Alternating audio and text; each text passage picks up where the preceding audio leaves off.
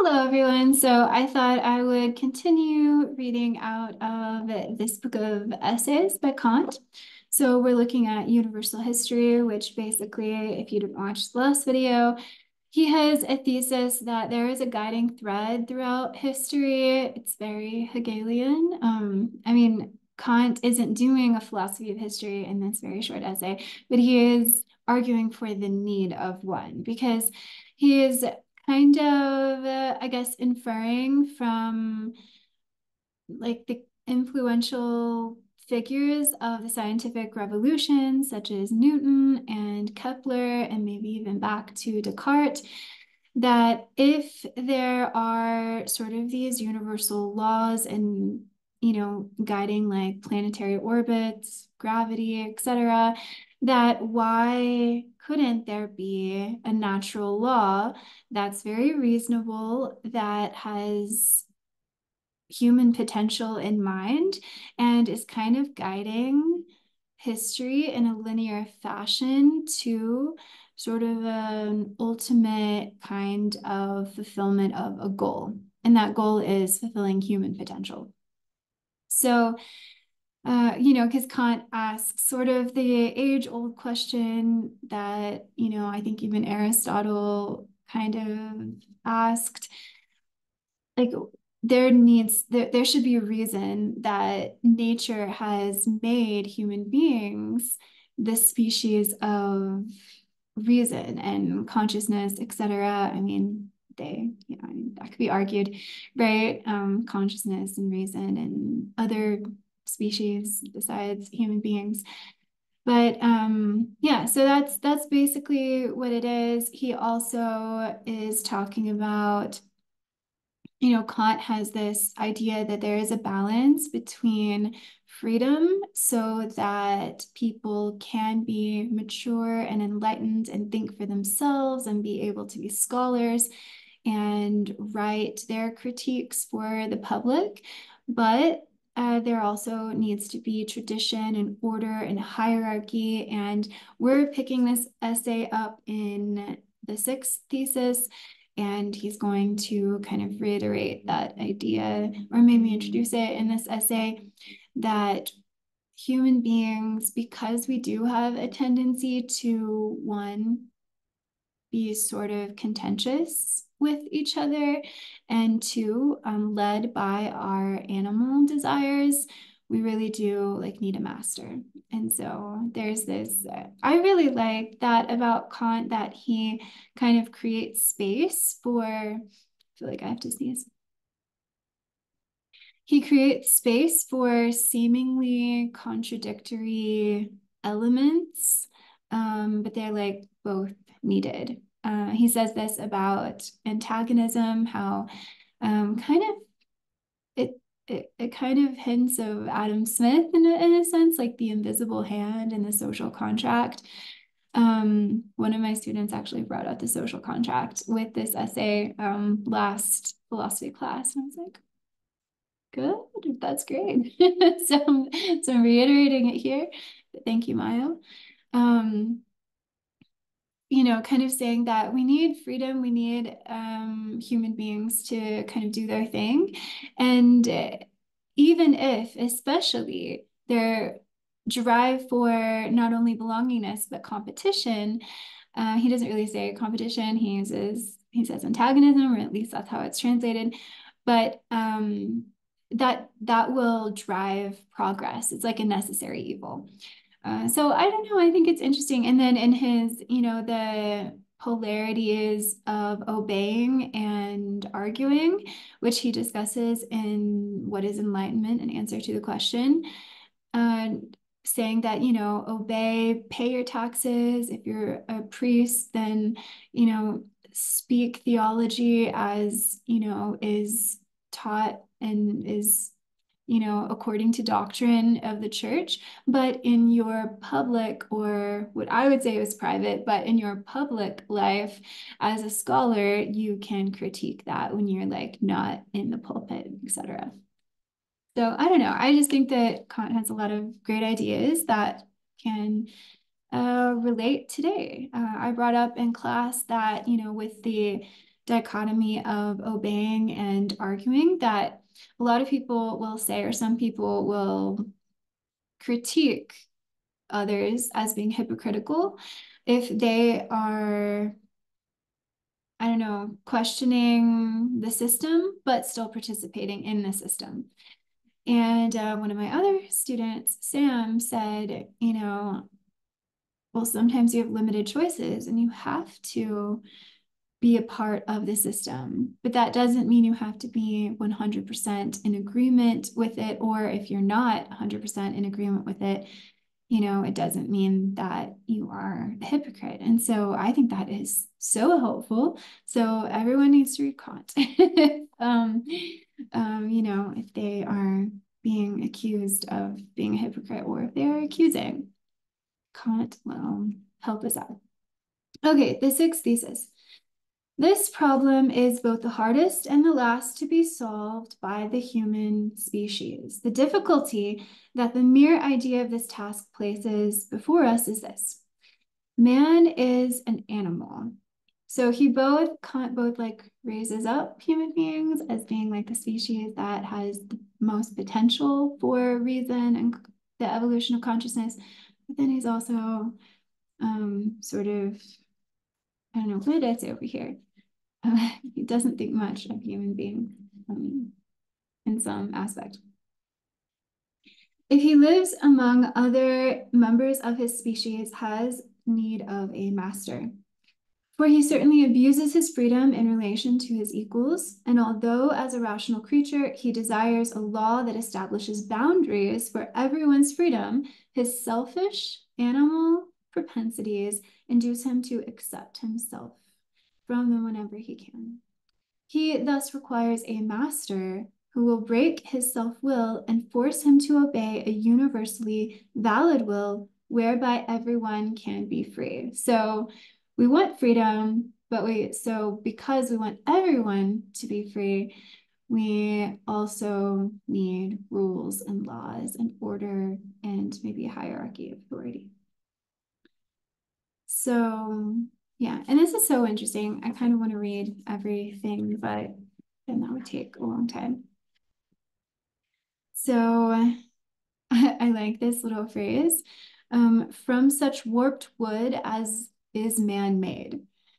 So yeah, I don't know. I think that's interesting because he just, you know, praises the human species. I think that he feels that as a species, that's where we need to focus concerning like progress and evolution, etc. I kind of think of Hegel's historical man. Everyone needs to take responsibility and try to raise themselves out of immaturity. But because, and I said this in my last video, but it's important, so I'll say it again, because we have such short lifespans, I mean, it's not like 1,000 years or anything, individually, probably no one can reach their full potential in their lifetime. Thus, like spiritual, religious ideas of reincarnation, but, you know, we don't remember our past lives. And so, yeah. Okay, so the seventh thesis, the problem of establishing a perfect civil constitution depends on the problem of a law-governed external relations among nations and cannot be solved unless the latter is. So I think this is really interesting. He starts to talk about war as well, and, you know, he's referring to, I think, international relations.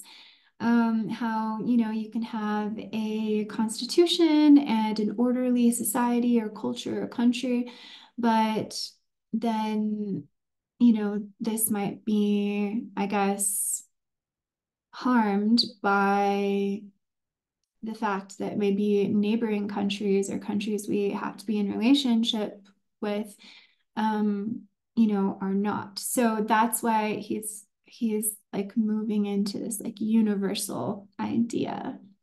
And, you know, I mean, what is good for one person should be good for everyone is what he thinks, you know, his categorical imperative. So it kind of makes sense, you know, Kant is consistent, I think. So he says, nature has thus once more used human quarrelsomeness, man's inevitable antagonism, even in the large societies and political bodies that are created through it, as a means for discovering a state of calm and security.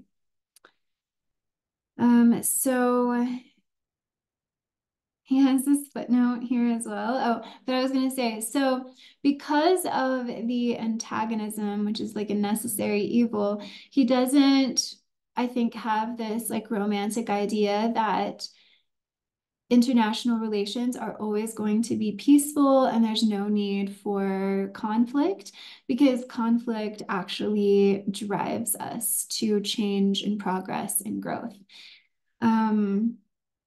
I think that, you know, with where war comes in, I think he eventually wants to transcend it. I can't remember where he says this, but he definitely does in this. But but he is not saying that these external relations, even with like a universal maturity, should be without like disagreement, etc., and competition. The footnote is the role of man is quite artificial. How it may be with the inhabitants of other planets and their natures, we do not know. But if we execute this charge of nature, we can well flatter ourselves that we may claim no mean status among our neighbors in the cosmos. It may perhaps be that among them, every individual completely fulfills his destiny during his lifetime, but it is otherwise with us. Only the species can hope for this fulfillment. I think that's interesting. He's talking about like extraterrestrial beings. I would like to research the history of like extraterrestrial belief. I mean, he could be like tongue in cheek with this, but he still mentions it. Um, so he says all wars are accordingly so many attempts, though not as man's intention, but as nature's objective, to bring about new relations among nations. Let's see, I've highlighted this part. Let's see what it says.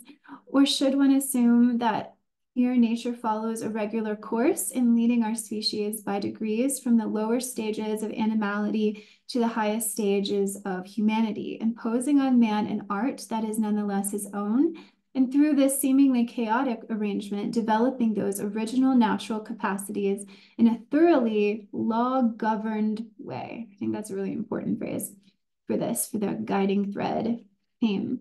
Or may one sooner conclude that on the whole, all of men's actions and reactions will result in nothing, at least nothing intelligent, that matters will remain as they have always been, and that one cannot say in advance whether or not the strife that is so natural to our species is preparing us for a hell of evils? Is it truly rational to assume that nature is purposive in its parts, but purposeless as a whole?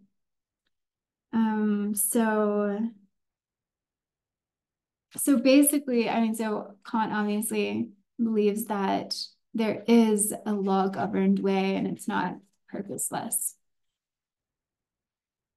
So he says, we are a long way from being able to regard ourselves as moral, for the idea of morality belongs to culture. And yet using this idea only in reference to semblances of morality, e.g. love of honor and outward propriety, constitutes mere civilization. I love when philosophers say like mere something, because I don't know. I mean, like Byung-Chul Han does that all the time. And you just really know what they mean. All good that is not gratified onto a morally good character is nothing, or not grafted onto a morally good character is nothing but illusion and glistering misery. I don't think I've heard that word before, glistering. The human race will likely remain in a state until, in the way I have described, it has worked itself out of this chaotic state of national relations. So this is where I think I mean, I guess it would be like an inference, but I think he creates space for the transcendence of maybe phenomena of conflict, such as war.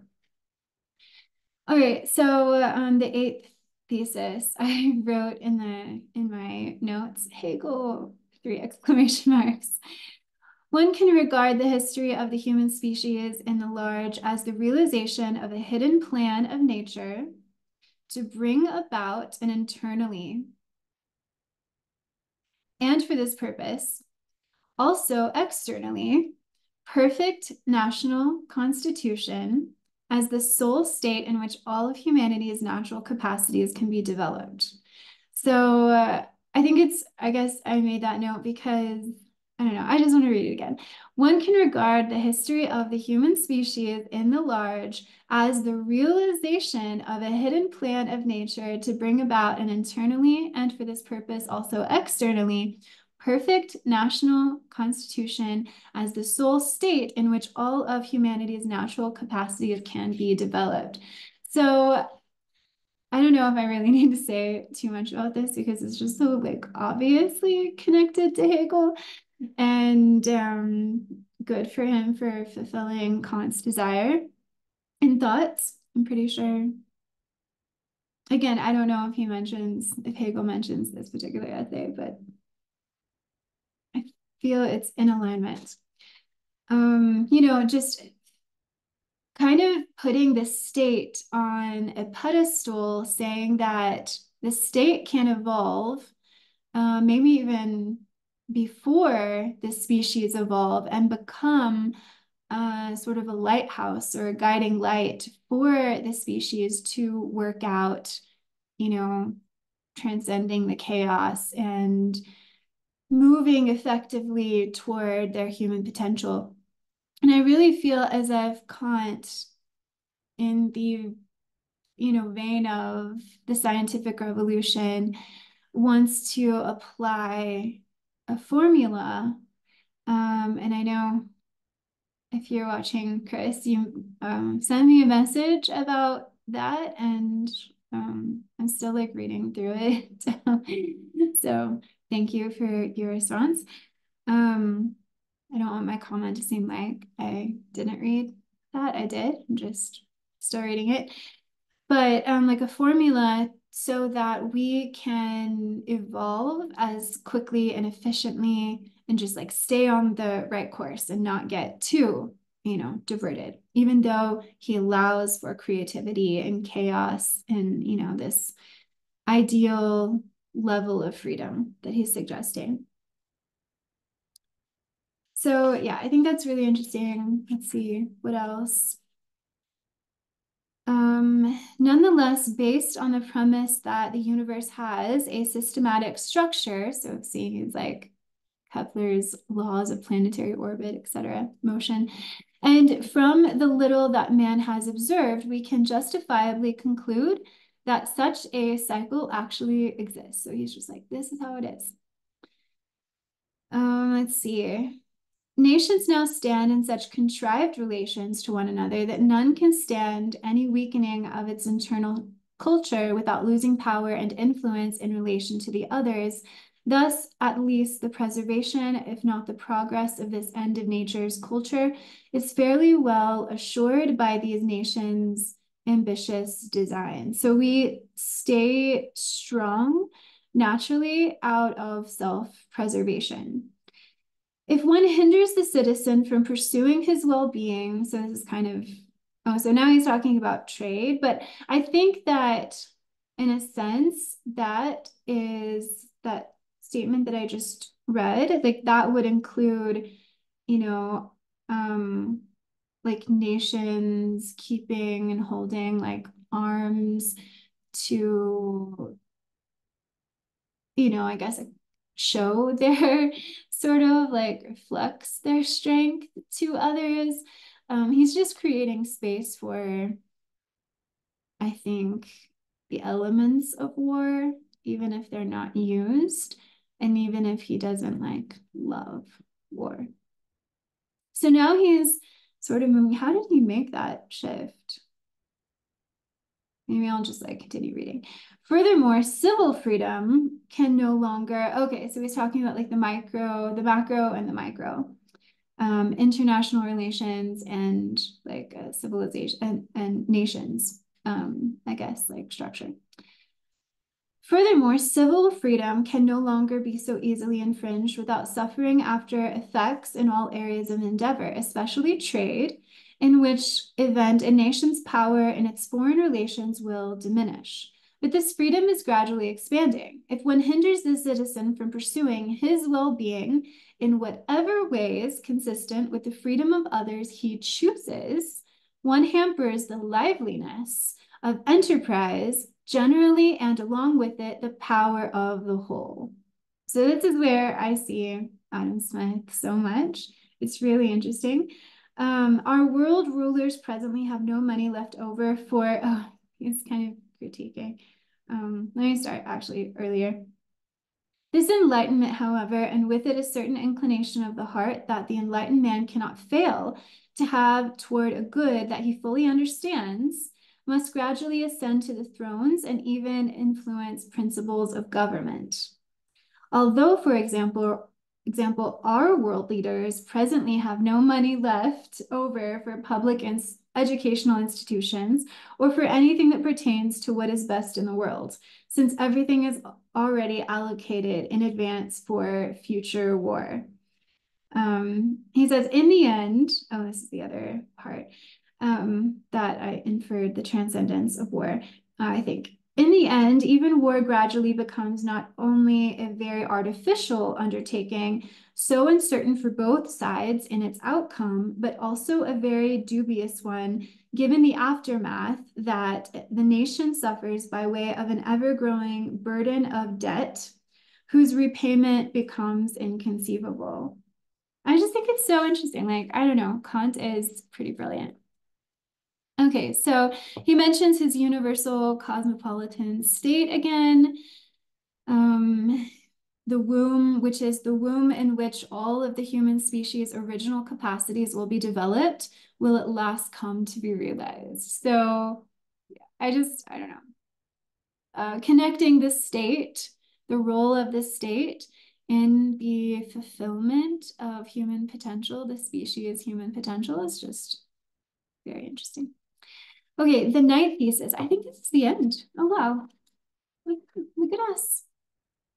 We get through essays, don't we? All right, the last thesis. A philosophical attempt to work out a universal history of the world in accord with a plan of nature that aims at a perfect civil union of the human species must be regarded as possible and even as helpful to this objective of nature's. So nature has an objective. So if humans would just get it together and work out a universal history of the world in accord with these goals, this objective, then it would be, that would be helpful to nature. Let's help nature. Let's see. He says, it is indeed a strange and for all appearances absurd scheme to want to write a history based on an idea of how the course of the world must go if it is to approach a certain rational goal. It seems that such an attitude can only result in a romance. If one may nonetheless assume that nature does not proceed without a plan and a final objective, even in the play of human freedom, this idea can still be useful. So I think he's anticipating critiques that this is like a romantic idea. And while we are too short-sighted to penetrate to the hidden mechanisms of her workings, very like Francis Bacon, this idea may still serve as a guiding thread for presenting an otherwise planless aggregate of human actions as a system, at least in the large.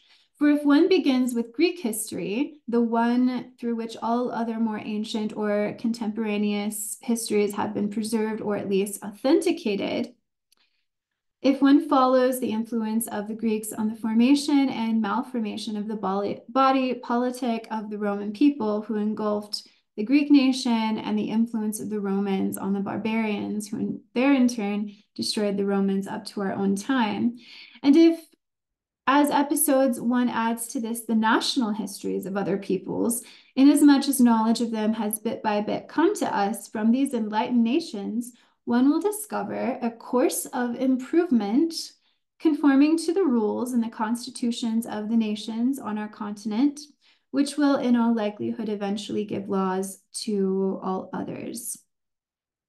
So I think that is a really important phrase. One will discover a course of improvement. If you start to look with this philosophical Kantian eye, I'm going to actually, I need to highlight, I want to highlight every time he says guiding thread, because I think it's a really important phrase in this. I hope this is a different color. Yes, it is. Okay, great. I don't want it to dry out. Okay. Oh, he said guiding thread on the next page too. All right. Okay, I'm just going to read the entire thesis because it's really important. By focusing everywhere only on civil constitutions and their laws and on the relations among nations, since by virtue of the good they contained, they served over long periods of time to elevate and glorify peoples, and along with them, the arts and the sciences. I think he's saying here that, you know, different laws and, I don't know, constitutions, he is assuming that they are created in order to help its citizens, the citizens to which it is applied, to improve, to be sustained and maintained, but also to grow and improve. Like progress is the, you know, the key point here. Who were yet in turn overthrown by their inherent deficiencies, always leaving behind a seed of enlightenment that developed more and more with each revolution, preparing for a succeeding and still higher stage of improvement. One will, I believe, discover a guiding thread that can serve not only to clarify the thoroughly confused play of human affairs. So there's some order to this chaos, even when nations, you know, crumble or, you know, things just really go wrong and there's lots of, I don't know, dismantlement among the people, you can still discover like a seed of enlightenment, or, you know, what was going on, what were they trying to do, etc. Or to aid, so that can serve not only to clarify the thoroughly confused play of human affairs, or to aid in the political art of prophesying future changes. So we can be very scientific, we can hypothesize, we can try to figure this out so we can like have a vision that we, you know, head toward. In and among nations, a use that has already been made of human history, even when it has been regarded as the incoherent product of ungoverned freedom. It will also clear the way for what, without presupposing a plan of nature, one cannot reasonably hope for. So we must presuppose a plan of nature, a comforting view of the future, one in which we represent from afar how the human species finally works its way up to that stage. So we can be hopeful. We can feel comfort in our future, in the future of, you know, future generations. And in which the species' vocation here on Earth can be fulfilled. Why are we here? Why is the species, why are human beings the way we are? Why have we evolved to the point that we have evolved to? Such a justification for nature, or better, of providence, that's an interesting term, is no unimportant motive for adopting a particular perspective in observing a world, the world. For what use is it to laud and recommend observing the majesty and wisdom of creation in the non-rational realm of nature, if that part of the great theater of supreme wisdom that contains the purpose of all the rest, the history of the human race, it's like, what could be more important, should remain an endless reproach to it, the sight of which compels us against our wills to turn our eyes away from it. And since we despair of ever finding a perfectly rational objective in it, brings us to the point of hoping for that end only in another world. That's interesting because he's kind of like saying that, if you want to truly honor a divine source, look for it in the rational progression and evolution of the human species and the world that we live in. Don't just say that, oh, it's so chaotic here and it's so imperfect here and human beings are lost and need to be saved. And we're focusing on heaven. So it's a really interesting, like, theological statement almost. That God is in creation. And so it must be rational. It would be a misunderstanding of my point of view to believe that I want this idea of a world history that is to a certain extent led by an a priori guiding thread to take place of history as such, whose composition is wholly empirical. So how are we coming up with this idea, with this, that there is a guiding thread and then the elements that are like the formulae that are a part of this? Well, we're observing with a particular lens at the past so we can understand and then maybe apply it to the present and the future. I guess for the goal of the future. This idea is only a reflection of what a philosophical mind, which must above all be well versed in history, could attempt to do from another perspective. Besides the otherwise laudable detail with which men now record the history of their times, naturally causes everyone concern as to how, after several centuries, our distant descendants will come to grips with the burden of history that we shall leave to them. Without doubt, they will treasure the history of the most ancient times, whose documents will have long since vanished, but they will treasure them only from the standpoint of what interests them, namely what peoples and governments have done to contribute to or to impair the objective of cosmopolitanism. To make note of this in order to direct the ambitions of natural leaders and their servants to the only means by which they can be honorably remembered even in the most distant future, that can provide some small motivation for attempting a philosophical history. So why do we need a philosophical history? Why do we need Hegel to write it? Because maybe, lots of philosophers have tried. There was an age of trying to do this, trying to like write about everything. Sorry, I was just like, what do I hear? Am I boiling tea? Sometimes I forget about it. I think it's outside. Okay, lots of windows open.